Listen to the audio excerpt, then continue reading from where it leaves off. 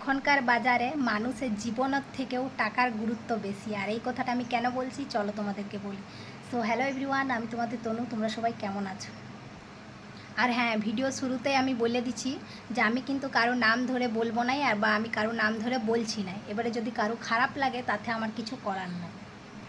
তোমরা অনেকেই জানো যে এই শ্রাবণ মাস শেষ হলে পরেই আমাদের বিয়ে হওয়া 1 বছর হয়ে যাবে, কিন্তু এই 1 বছরের মধ্যে আমার কোনো আত্মীয় আমাদেরকে দেখতে এলো নাই যে আমরা কেমন আছি না আছি, মানে একদিনকের জন্যও দেখতে আসা নাই।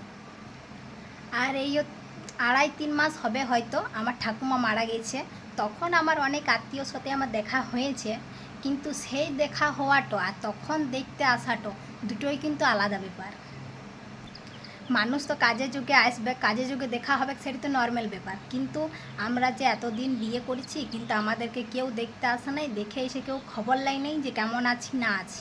হ্যাঁ, হয়তো ফোন করেছে, এই ফোনে কথা বলা আধ ঘন্টা 10 মিনিট 5 মিনিট, আর দেখতে আসা দুটোর মধ্যে অনেক তফাৎ আছে।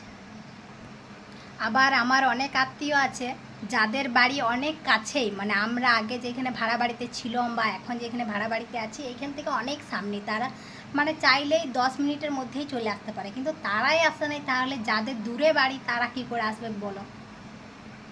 এবার আমি বলছি কেন আসে নাই, তার না আসার কারণটা তাদের আমি বলিয়ে দিচ্ছি তোমাদেরকে। কেন আসে নাই না আসার কারণটা আমি তোমাদেরকে বলছি। কারণ আমি যে ছেলেটিকে বিয়ে করেছি না, সেই ছেলেটার হচ্ছে টাইটেল আলাদা, মানে ওর টাইটেল হচ্ছে ঘোষ, আমার টাইটেল হচ্ছে গড়াই। কিন্তু এটাও বড় কথা না, এটাও তাদের কাছে ম্যাটার করে না, তাদের কাছে ম্যাটার করে টাকাটাও। মানে আমি যে ছেলেটিকে বিয়ে করেছি সে এত ভালো কাজ করে না, এত ভালো ইনকাম করে না, তার কাছে এত টাকা পয়সা নাই। এমনকি আমার শ্বশুরমশাই যে আছে ওনার কাছেও এত টাকা পয়সা নাই, সেই জন্যই আত্মীয়রা আমাদের সাথে এরকম করেছে। এরপরে হয়তো অনেকেই বলবে যে তোরা পালিয়ে বিয়ে করেছিস সেই জন্যই যায় নাই, কিন্তু আমি একটি কথা বলি, হ্যাঁ মানছি আমরা পালিয়ে বিয়ে করেছি, কিন্তু যখন আমরা পালিয়ে বিয়ে করেছি সেদিনই আমার শ্বশুর বাড়ির লোক মেনে নিয়েছে, আর আমার বাড়িতে মানে নাই। আমার বাড়িতে 6 মাস মতো টাইম লেগেছে মানতে, কিন্তু মেনে তো নিয়েছে।